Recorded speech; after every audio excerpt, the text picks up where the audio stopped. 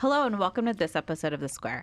I'm Poonam Schallenberger and I'm here with Kyle Johnson, architect in our data centers practice. Welcome, Kyle. Thanks for having me. Glad to be here. Thank you for being here. I'm excited to be talking to you about the future of data centers, specifically as we think about the location of data centers. For a while, we've been talking about data centers moving closer and closer to our urban cores, whether it's because of our insatiable appetite for data or our need to kind of have things just move faster and quicker. But we've been seeing data centers move closer and closer to cities and suburban locations. Why is that? So you said it well. It's all about the user experience. I mean, everyone's got their smartphones, the cloud, everything, all our daily experiences run off of data. And to get that latency, to get the user experience, everyone wants everything faster. So typically, in the past decades, we would see data centers in just open fields. They weren't necessarily within the urban environment. But as land's gotten more expensive, and the users are just growing, and that user experience, we're starting to see the infill of data centers around the urban environments. I would imagine that, it's not just users, right? We want to think about the end user, whether it's someone ordering food on their phone or checking their social media, checking their email. But it's also getting people to want to work at the data center too, right? Yeah, exactly. So with the smaller, when we typically had data centers in smaller towns, the workforce wasn't as great. But, you start infilling these data centers within the urban environments, you do have kind of a better competition for employees, job opportunities for the city. So there's also city incentives that the city would like to invite kind of data center companies just for their job creation and good PR for the city as well. Yeah, and probably if we're so dependent on that data and our top talent, having it in your own backyard where you can probably maintain it a little bit easier is helpful to have as well. Yeah, absolutely. Clients like that sort of security maybe of having data centers in an easily accessible location. Yeah, and it's also kind of the customers that go into our client's data center, if we're having like a co-location, they have the ease of mind that they know their data is within the city themselves. Like, for instance, we're getting ready to talk about a case study, but one of the customers within this urban data center is the hospital, and it's right in the medical district. So they have the ease of mind that all of their data is right down the street, and you get that latency for the fast user experience for the hospital storage. Yeah, so having your data work faster, decreasing that latency issue, attracting top talent, and then just knowing that your data is, like you said, right across the street or certainly in a more accessible location is an attractive reason to get these data centers to move closer and closer. But you also mentioned that maybe it's harder to find that space that's kind of that sprawling land and that campus that we're used to seeing. Yeah, so what we're starting to see is as land gets more expensive, we're typically, I mentioned in the past decades, we've been putting data centers in these open fields. They've been known to just be one story. But as land gets more expensive, also the water consumption for these data centers has been an issue as well. But our next solution for these clients is to just grow up. So they're not paying as much for the land, but we're starting to see typical, 2 and then even, high-rise 5-story buildings now. Yeah, it's harder to find, if it's hard to find sprawling locations further away from city centers, so much harder to find it in your urban settings as well, right? The footprint itself, can you talk to me about what those locations and even selecting sites in cities looks like? Yeah, so the constraints for kind of urban environment land, there is a lot of constraints there that we didn't have to really deal with out in open land since it's so tight. You're leasing this land, you're building up, but then you also have all the requirements per the city for parking. You also have water runoff and bringing the electricity to the building as well, something that was a little easier on just open land. But since we're so constrained in the city environment, that's a tough kind of problem to solve. Can you talk to me about the architect's role in this? Are we involved in selecting a site or helping our clients find a site that works for them? Yeah, so the owner will typically come to us and they'll have, a list of plots of land that they're investigating, and then we'll go and do what we call like test fits, and we'll just do kind of schematic designs of what you could fit on this, like power-wise, and then just how tall you can make the building too. So it's our job to help the client out to select the land as the process goes on. And then once you've selected a location or a site, can you talk to me about how approaching that site, or even just kind of navigating design on a higher level, how is it different? I would imagine you can't just take this big building and drop it into the middle of a city like Chicago, for instance, right? So what are some major challenges that go into moving data centers into our cities? Yeah, so I mean, you brought up a good point. So a lot of our clients have prototypes, and with open land, we can make them fit pretty well. But when you're starting to think about the city infilling, you only have so much land to work with within the block. So the prototype doesn't necessarily work. So then you really have to start keying on the design. You have to look at the local jurisdictions, what they have for code-wise, which I can get into in our Metro Edge, but because City of Chicago has a lot of constraints that you have to follow. But really, it comes down to site-specific land and what the owner is desiring. So when we think about the typology of a data center and moving it into an urban location, there's probably challenges related to sound mitigation, to heat, energy consumption, cooling, all of those sorts of things. How do you get that to work when you're thinking about it, to fitting in to the fabric of neighborhood, being accepted by neighbors and communities and getting that buy-in? What are some sort of adaptations that you're seeing on a larger scale as these buildings move into urban locations? No, good question. And to bring up kind of the last point too, with site selection within the city, what we're starting to see is, since you're so constrained on the site, on normal, like open land, you can put a gen yard, have your equipment on the ground. You still have to work with the mitigation of sound with the neighboring. But what in the city, since you don't have enough land to work with, then you have to move that equipment up on the roof. So you can get that away from the neighborhood, but then we also have to bring in acoustical engineers. We have a whole bunch of consultants that work with us. And then they have to run different sound tests of what is code required to stay within the neighborhood. And especially if your residential is your neighborhood too, or your neighbor. But different ways we can get around that is we lean heavily on our consultants, and for different equipment, you can do something with the generators.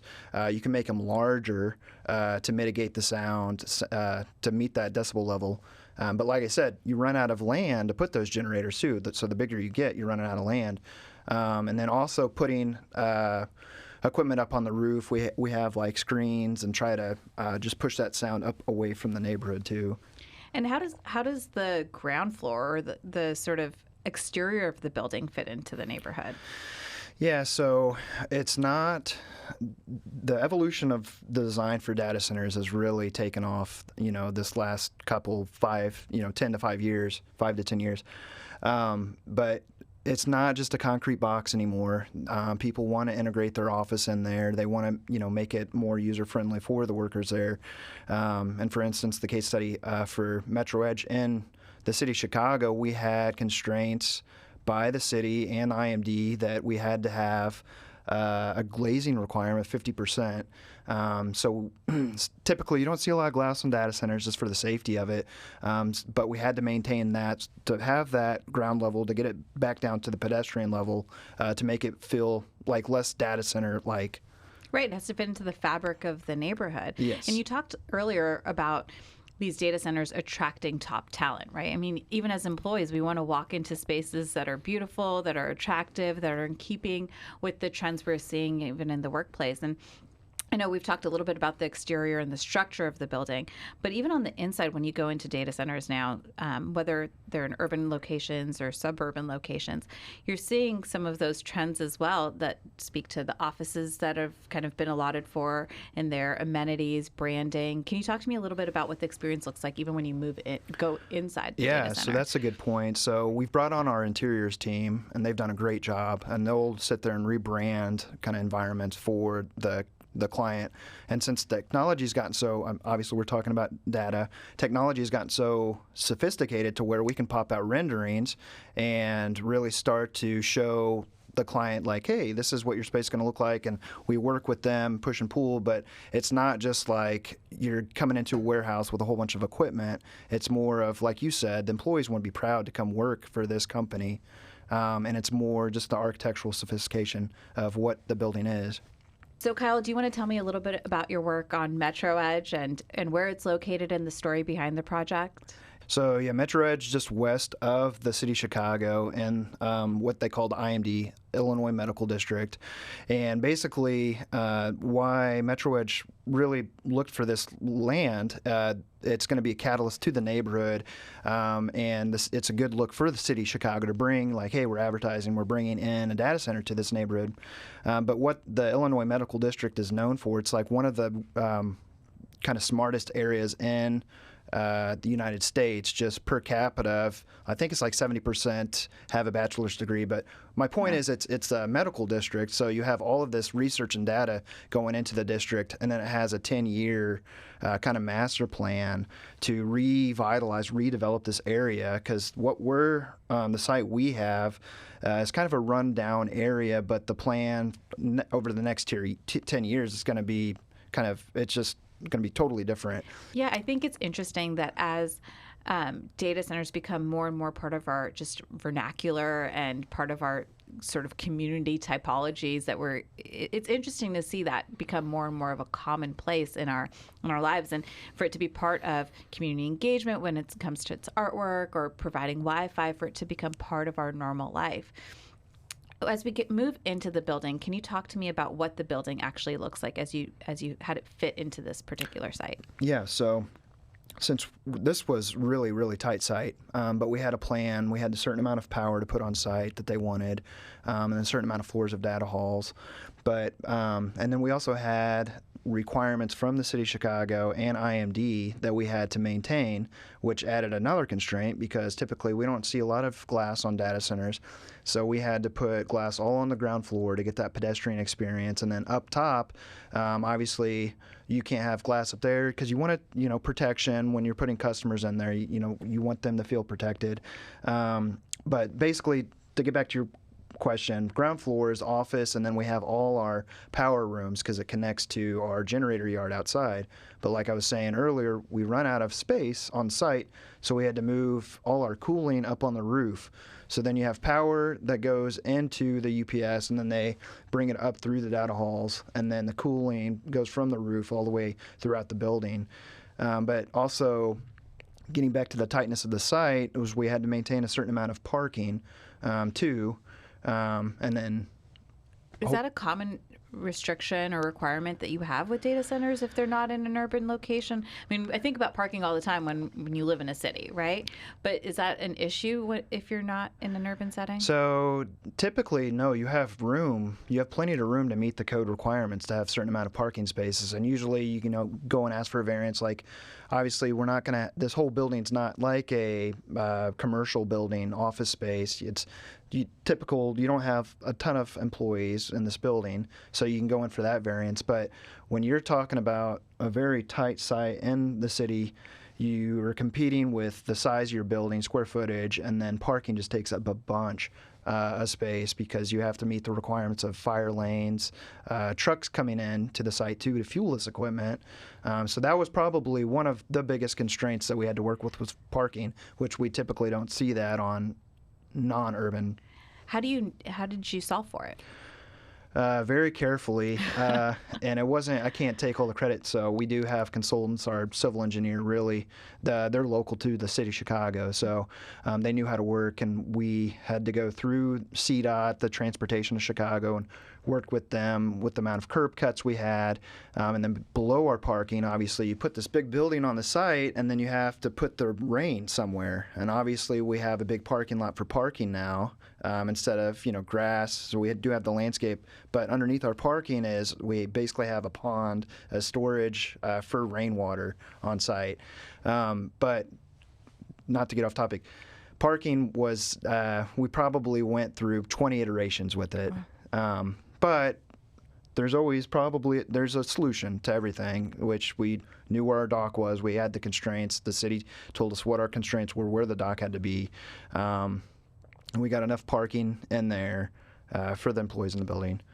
So we've talked a lot about the constraints of the site.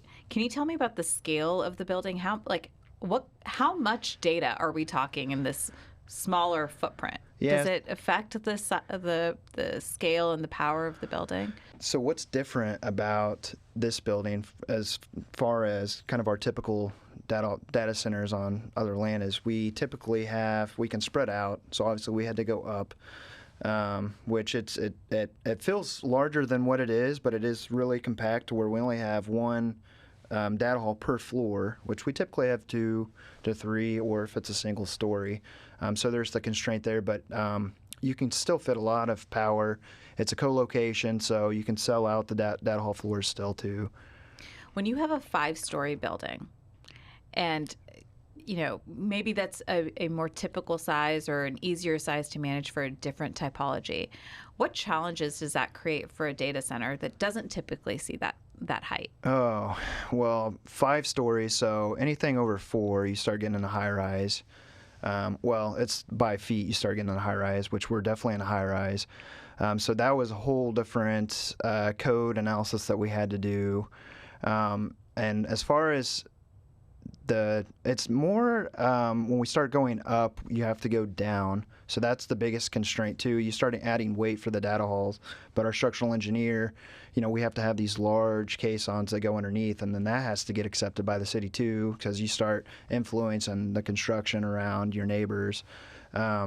So I think that's probably the biggest influence of when we start going up, the building just gets heavier. How did you technically make this building happen? Yeah, so we're going to have really deep caissons for this building. Obviously, the high rise, we don't have that deep of caissons when we're kind of in just the open land. But when you start going up, we have really good structural engineers that help us with that analysis.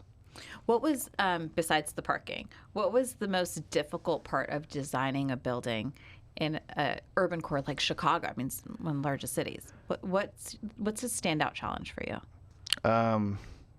Getting through the city for permitting, which we're not there yet, but you have to go through this whole, and you kind of briefly talked or asked about it earlier of just getting buy-off, but we have to go through all of these different committees. And I don't know if this is like other jurisdictions, but Chicago, it's fairly difficult because you have to go through the site planning. You have to get site plan approved. Obviously, it's a 5-story building, so they wanted to see, they were like, oh, this is really, really tall. And then that's why, we had to start not necessarily persuading them, but telling this is what the city needs.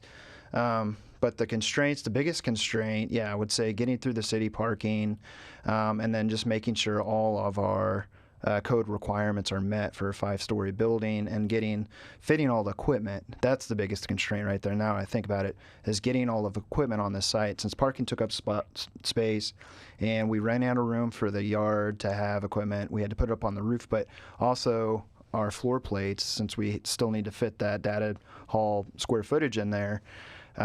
It was like a puzzle with the consultants of okay, it was almost like fighting too. Not necessarily fighting, but we have mechanical rooms, electrical rooms, and I'm just like, okay guys, where do we need equipment? And you tell me where we're going to put these rooms, and then we're going to see how much space we actually have.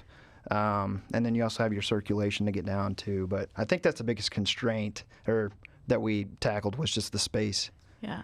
And then in terms of the biggest innovations that go into designing a data center like this, what stands out to you? So being the catalyst of the neighborhood, and we put out different iterations of the design.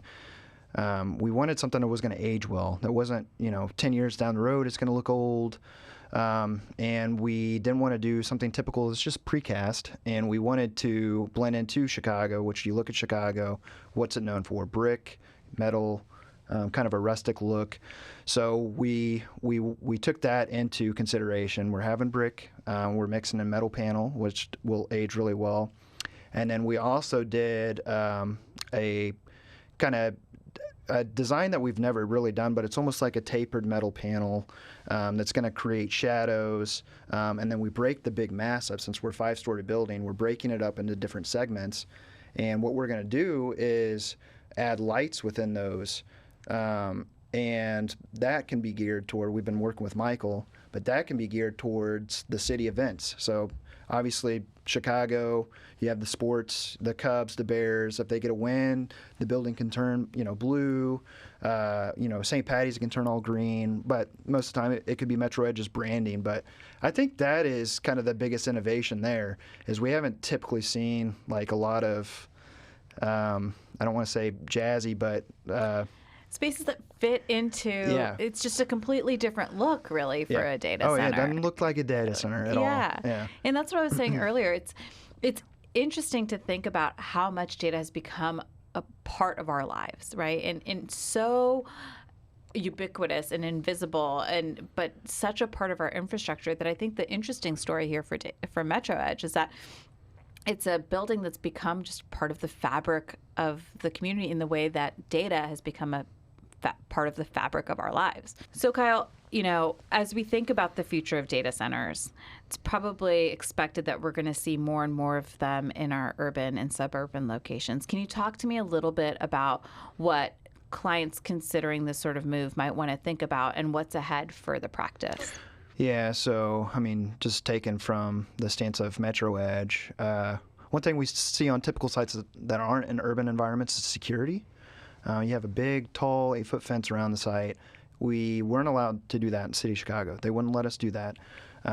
We could only put a 4-foot tall fence around parking. But other than that, that was a big discussion. It's like, well, we have a data center right there on public streets. So how do we get around that? We have some things that I can't talk about that's secure for Metro Edge and their marketing.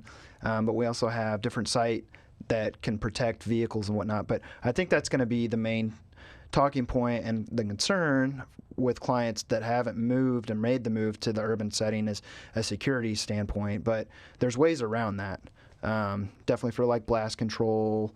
And I think as we start having more urban data centers pop up, it's going to become mainstream just to get that latency to cut down, get the user experience, so you're not having to pay to get power out to the sites that are outside the city.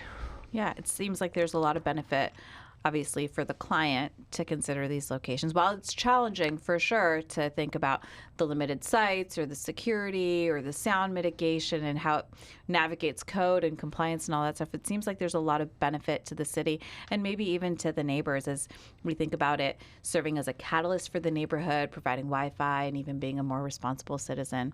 Well, thanks so much, Kyle. It's been great talking to you and thinking about the future of data centers. Yeah, thanks. It's been fun. And thank you so much for watching. We'll see you the next time on The Square.